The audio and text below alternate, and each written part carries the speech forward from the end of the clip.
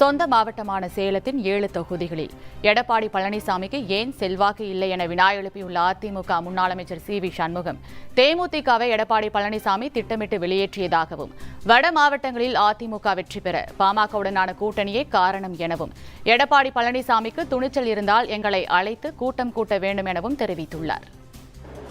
நடந்து முடிந்த சட்டமன்ற தேர்தலில் 47 சட்டமன்ற உறுப்பினர்கள் வெற்றி பெற்றதற்கு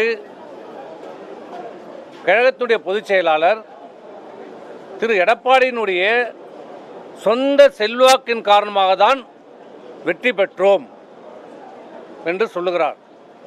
வாதத்துக்கு கொண்டால் வைத்துக் கொள்ளலாம்.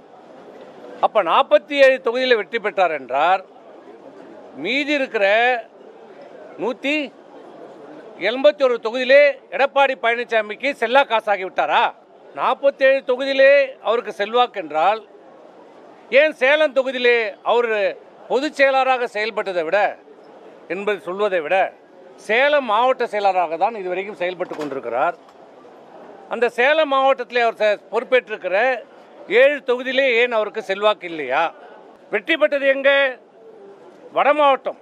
இது என்ன காரணம்? பாட்டாளி மக்கள் கட்சி கூட்டணியில் இருக்கிறது. தேமுதிகவை கூட்டணியிலே திட்டமிட்டே வெளியேற்றப்பட்டது.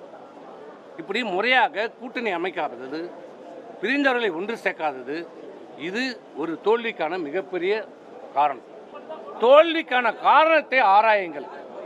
தொடர் தோல்வியில் நம்ம இருக்கிறோம். இந்த தோல்வியிலிருந்து இந்த கட்சியை மீட்டெடுக்க வேண்டும்.